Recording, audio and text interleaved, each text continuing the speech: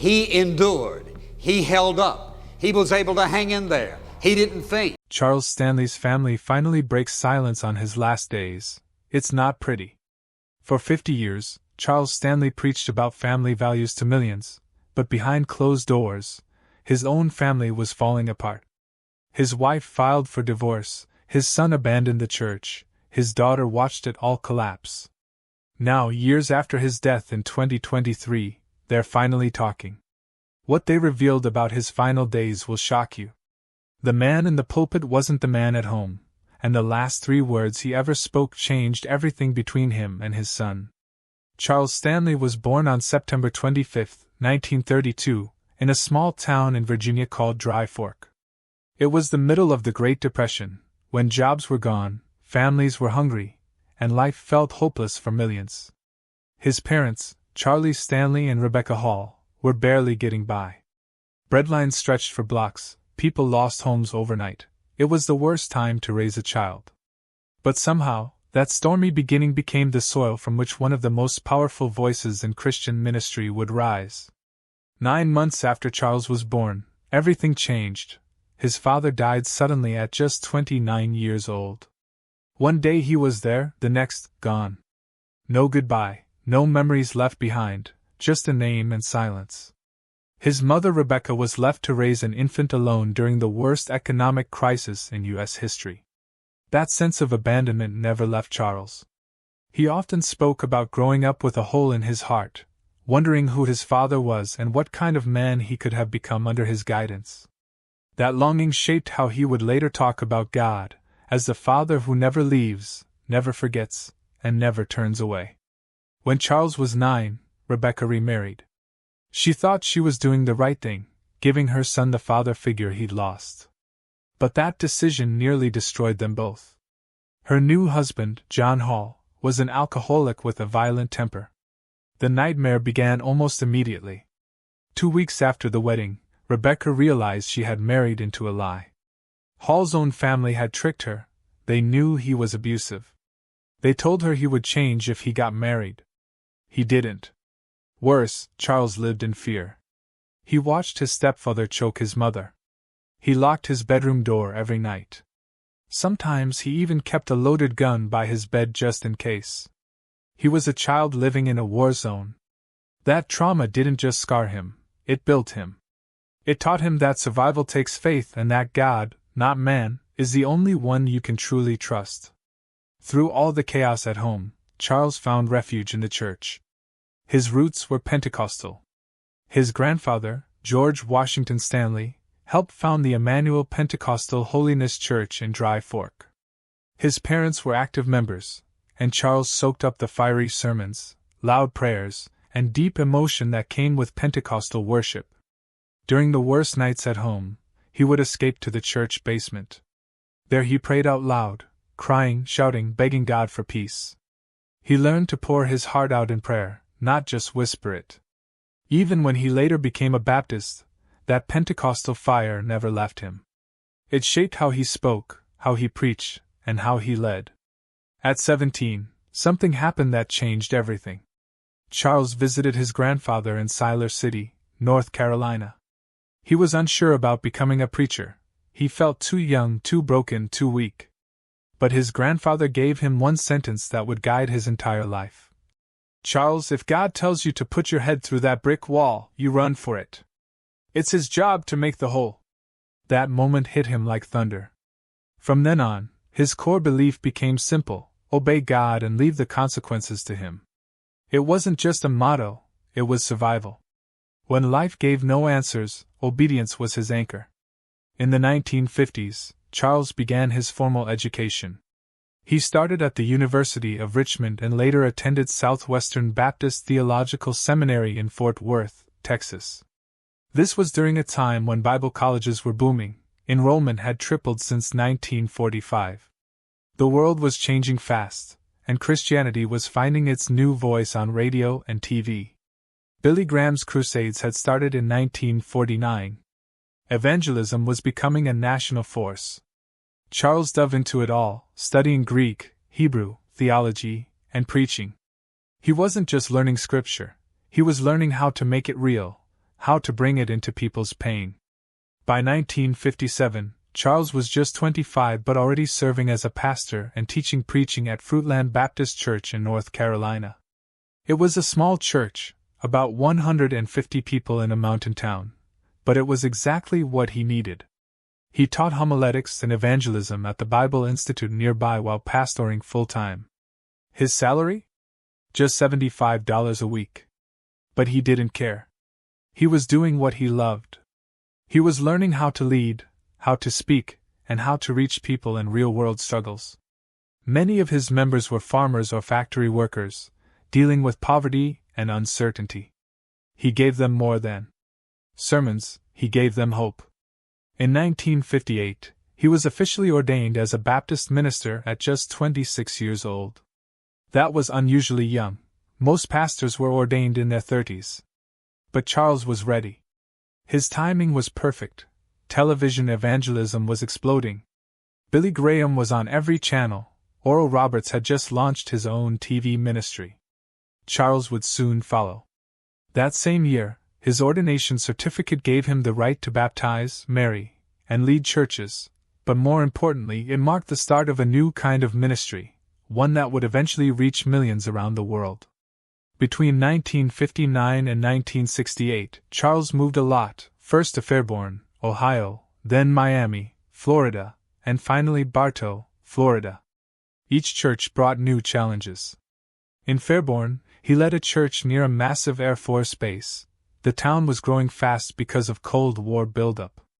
In Miami, he pastored during the Cuban Missile Crisis and saw his church double from 400 to over 800 members. But even with the success, he kept moving. By 1968, he took a smaller church in Bartow, a quiet city of 12,000 people. Most would call it a step backward, but for Charles, it was a chance to build something real. He wanted to start from scratch and grow deep roots.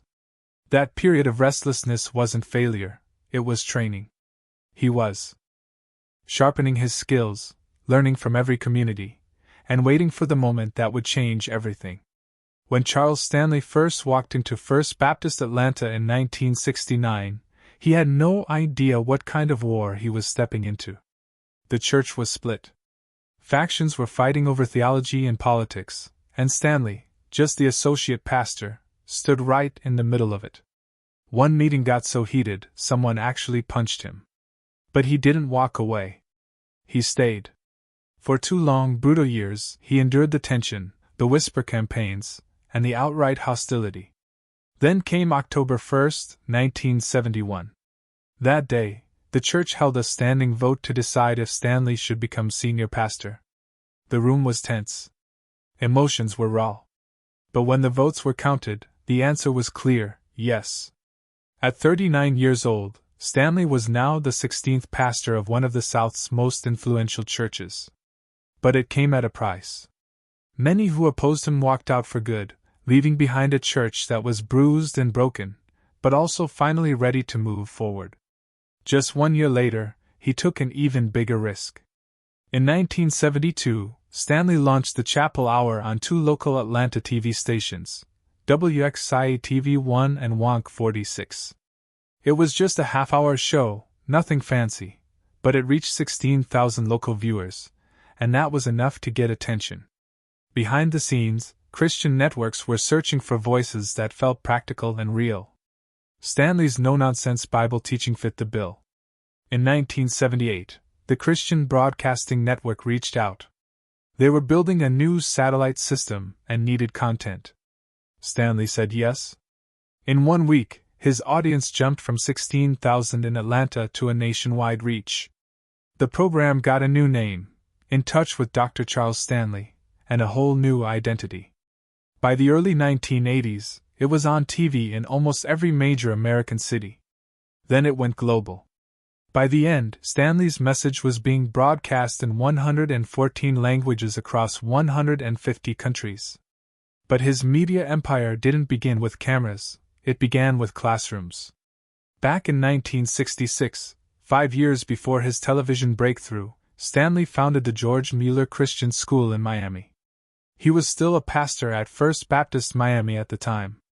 The school wasn't just about education, it was about values. It was named after George Mueller, a Christian leader who famously cared for orphans using only prayer and faith. That name mattered. Stanley believed in bringing faith into everyday life, especially into how kids were raised and taught. At the same time, he was finishing his graduate degree, balancing school, a church, and launching a school. That showed the kind of drive that would later define his national ministry. He left Miami in 1968, moved to Bartow, Florida, and by 1969 was headed for Atlanta. But those early years proved something. Stanley wasn't just thinking about Sunday sermons. He was thinking big. And that thinking never stopped. When Stanley took over First Baptist Atlanta, it had around 5,000 members. By the 1990s, that number tripled. The church needed more space. In 1997, he made a controversial decision. He sold the historic Midtown Atlanta property and moved the entire church to the suburb of Dunwoody. The new building could seat 3,000 people. It was modern, sleek, and ready for the future. But Stanley wasn't just focused on numbers, he built programs. One of the most famous was the Passion Play, a dramatic reenactment of Jesus' final week. It ran from 1977 to 2011 and involved hundreds of volunteers. Under Stanley's leadership, the church became a machine of ministry, media, and outreach. When he stepped down in 2020 after nearly 50 years, First Baptist Atlanta wasn't just a church, it was a national institution. But perhaps the biggest change came in 1978 when technology gave his ministry wings. That year, CBN's satellite network turned the chapel hour into In Touch and changed everything. It wasn't a slow rise.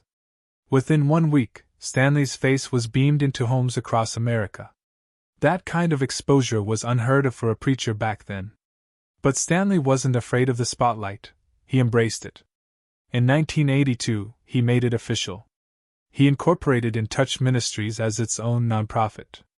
That gave him total freedom to expand, and he did. Radio syndication began that same year. Soon, he was reaching over 115 million households in the U.S. alone. But he didn't stop there. He pushed into the most remote parts of the planet with technology almost no one else was using. He became obsessed with innovation. Stanley believed technology wasn't just useful, it was essential. He wanted to reach everyone, even people in villages with no power. So he launched Messenger Lab, 8 different solar-powered audio devices designed for people with no internet, no electricity, and no church. One device could play 65 of his sermons, plus the New Testament, Psalms, and Proverbs in 2 languages. Over time, more than 1 million messenger devices were given away. The total value we hear is over $26 million. And they didn't just go to one region, these devices reached every continent, including Antarctica. Meanwhile, Stanley's sermons aired on more than 4,000 outlets across radio, TV, and satellite. He was in 127 languages. He was on mobile apps, digital platforms, podcasts, you name it. All because he believed this was the greatest moment in history to spread the gospel. And he wasn't just a media giant, he was a political lightning rod too. In 1984, Stanley became president of the Southern Baptist Convention. It was one of the most controversial times in the denomination's history. The SBC was in a full-on civil war over biblical inerrancy, whether the Bible was completely true in every way, including science. Conservatives called it the conservative resurgence. Moderates called it a takeover. Stanley won the presidency with just 52% of the vote, barely, but it was enough. He served 2 terms, from 1984 to 1986. During that time, he also led the Peace Committee, formed in 1985 to resolve the fight. The committee's report ran 6,450 words after 15 intense meetings, and it confirmed what Stanley and other conservatives were saying. From then on, the SBC moved in a new, more theologically conservative direction, and Stanley was right in the middle of that shift. From a Miami school in 1966 to a church brawl in 1971, to a satellite empire in the 1980s, Charles Stanley never stopped pushing forward. In February 1988, Charles Stanley stood at the peak of his public career. He had just been inducted into the National Religious Broadcasters Hall of Fame. It was a huge moment.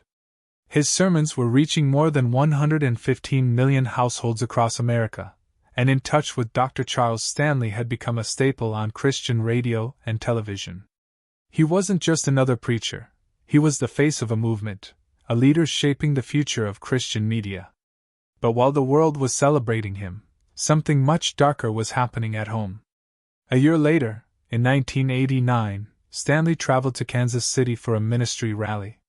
While praying in his hotel room, he stared out the window and noticed dozens of satellite dishes on nearby rooftops. In that moment, he said God gave him a message. This would be the way to send the gospel around the world. He remembered Psalm 67 verse 2. Send us around the world with the news of your saving power. That moment became a turning point. His sermons would go on to be translated into 127 languages and broadcast through over 4,000 networks globally. But while the message was going out, the man behind it was coming apart. His wife, Anna, had been feeling increasingly abandoned.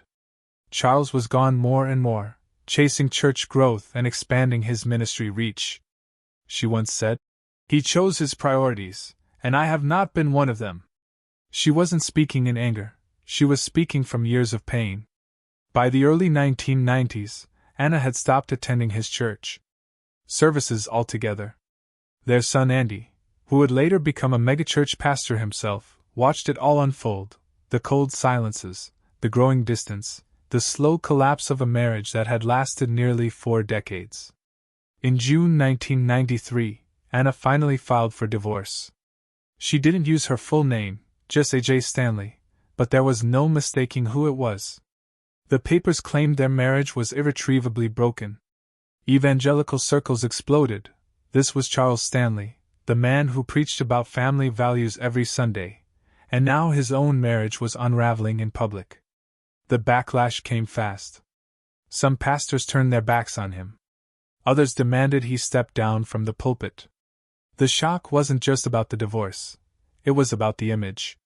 Stanley had built a reputation around the very thing he was now accused of failing. But the story didn't end quickly. Anna withdrew the petition at one point, hoping for reconciliation. When that didn't work, she refiled in 1995. For 7 years, the Stanleys lived in a state of painful limbo, legally married, emotionally distant, and publicly scrutinized. Christian radio stations dropped his sermons. Some church leaders privately urged him to resign. But Stanley kept preaching, week after week. It wasn't just persistence, it was defiance. The Southern Baptist Convention was not amused. Stanley had once served as its president. Now they were calling for him to step down. He had even told his own congregation years earlier that if he ever got divorced, he'd leave the ministry. Now he was divorced, or close to it, and still behind the pulpit.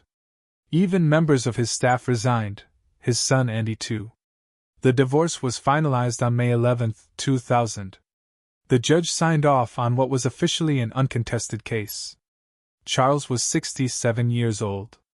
His sermons were being broadcast in 50 languages, but at that moment, he was no longer a husband. The man who once defined Christian family values had lost his own family. Anna would remain single until her death in 2014. Charles never remarried. Church bylaws allowed him to stay as pastor as long as he didn't take another wife. He addressed his congregation shortly after the final papers were signed. Calmly, he said, "God has assured me I'm where He wants me to be, doing what He has called me to do." And then the shocker: his church overwhelmingly supported him. The board of deacons voted 35-3 to keep him. In a later interview, Stanley said something that stunned many. "I never felt like I really even divorced her. She asked for it. I responded to it." That single line captured the depth of denial, or conviction, depending on how you saw it. But not everyone agreed. Andy Stanley had quietly walked away from First Baptist Atlanta years earlier. He didn't just leave the church, He left the entire dynasty he was supposed to inherit, the pulpit. Instead, he broke away and launched a church of his own. In 1995, he gathered a group of people and formed North Point Community Church. It wasn't just a new building, it was a whole new philosophy. He said, "Atlanta doesn't need another church. What it needs is a safe space for the unchurched." It was a not-so-subtle jab at everything his father's ministry represented. By the end of the first year, over 4,000 people were attending North Point. Today, the church reaches over 43,000 people across multiple locations. It was an empire in its own right, and it had nothing to do with Charles Stanley. The father had one of the biggest ministries in the world. The son built one of the largest churches in the country. And they weren't even speaking. Their feud became legendary. Christian media couldn't stop talking about it. Everyone had a theory, an affair, mental illness, control issues, jealousy. Whatever the reason, the silence between father and son became symbolic of everything wrong with evangelical leadership. Two men who taught forgiveness but couldn't offer it to each other. Eventually, they tried counseling, weekly sessions, brutal honesty. One day Andy asked the counselor, "When do I give up on my dad?" The counselor replied, "When your heavenly Father gives up on you." That line hit hard. Slowly, painfully, they began to talk again. One lunch meeting changed everything. Charles looked at his son and said, "I don't want us to end up like all those other fathers and sons." Andy answered softly, "Me neither, Dad." By 2013, Andy's North Point Community Church had grown to about 30,000 members across 5 campuses. It had become the second largest church in the United States. Even more remarkable, his father, Charles Stanley, the same man who had once felt abandoned by Andy's departure, stood at his own pulpit and praised him publicly, passionately. That same Charles who had once taken subtle jabs at Andy during sermons now proudly told his congregation about Andy's church planting plans. He even gave his blessing. Privately, Charles admitted those words didn't come easy. The wounds were still fresh, but he said them anyway. That blessing marked a major shift. Years earlier, they could hardly speak. But over time, things changed. They didn't just speak, they preached for each other's churches. The same father who once saw his son as a rebel now saw him as a partner. And Andy never forgot that. He knew he had a front-row seat growing up, learning from one of the most powerful preachers in America. Charles had led First Baptist Atlanta for over 5 decades. He'd even been president of the Southern Baptist Convention. But now he was watching his son lead a new generation. In Charles's final months, everything slowed down. He couldn't move much. He spent his days in a big leather chair, his body too weak to carry him anymore, but his mind still sharp, his heart still on fire. Andy visited often, and every time he knelt beside that chair, they would talk. Then Charles would say, "Pray for me." This became their new rhythm, a rhythm of healing. Andy said those visits were precious beyond words. That chair became a sacred space, a symbol of peace between two men who had once been distant. Charles no longer stood on stages. He no longer thundered from the pulpit.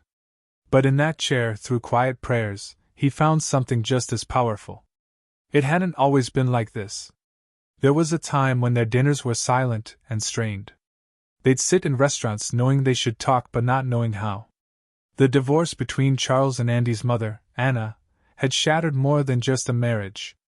It had shaken their bond as father and son. Charles admitted he was afraid of what might happen between them. "We've both seen what happens to fathers and sons who go through something like this," he told Andy once. "And I don't want that to happen to us." That fear pushed them to rebuild, slowly, steadily. It took nearly 25 years. Then came the phrase that changed everything. "I couldn't be prouder of you, Andy." He said it more than once. It became his habit. He didn't just mean it, he wanted Andy to know it. Coming from Charles Stanley, those words carried weight. Andy said it best, the source of a word determines its weight. Charles could have held on to old arguments. Andy had taken bold theological stances, ones that ruffled feathers. He challenged traditions.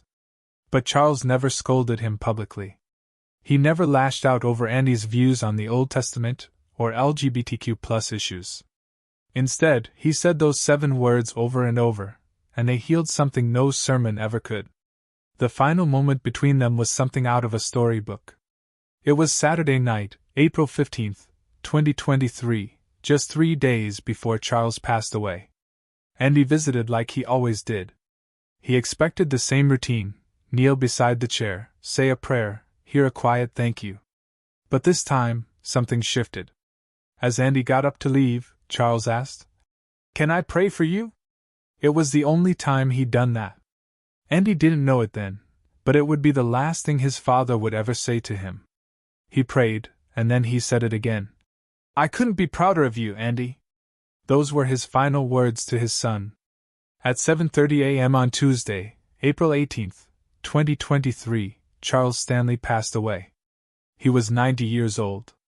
His ministry had started when he was just 14.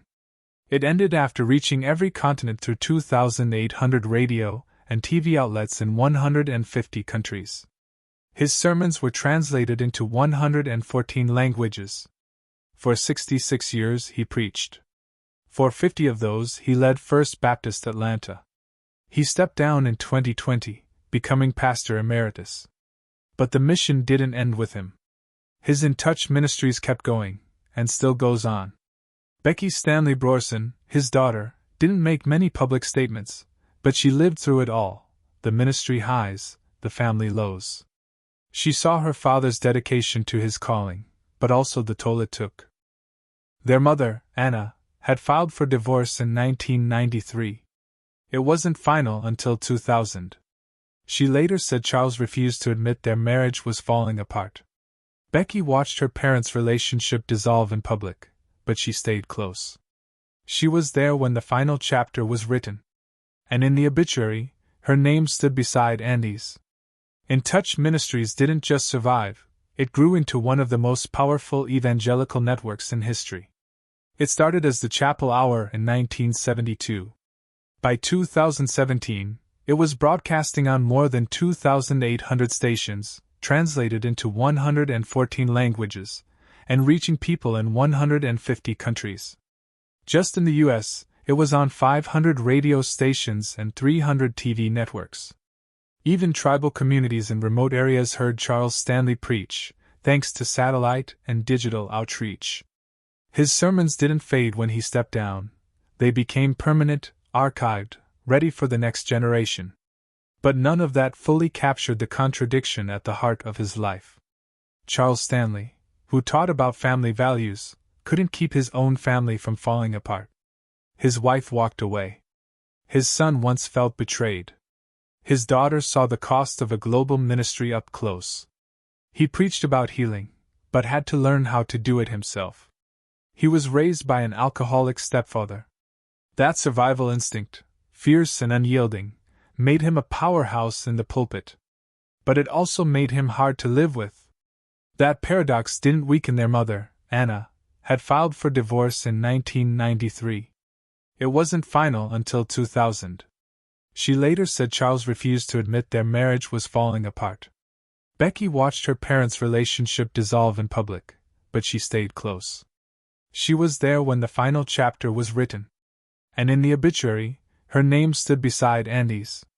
In Touch Ministries didn't just survive, it grew into one of the most powerful evangelical networks in history.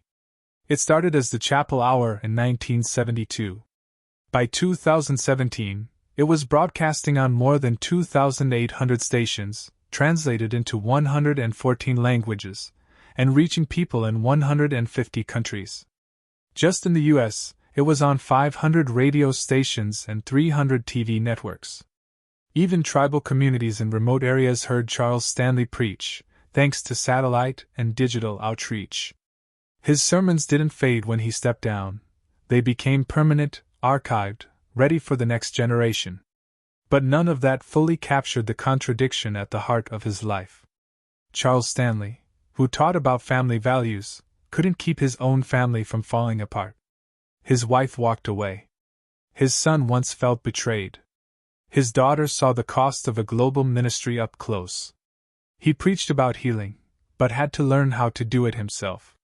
He was raised by an alcoholic stepfather. That survival instinct, fierce and unyielding, made him a powerhouse in the pulpit. But it also made him hard to live with. His message. It made it real.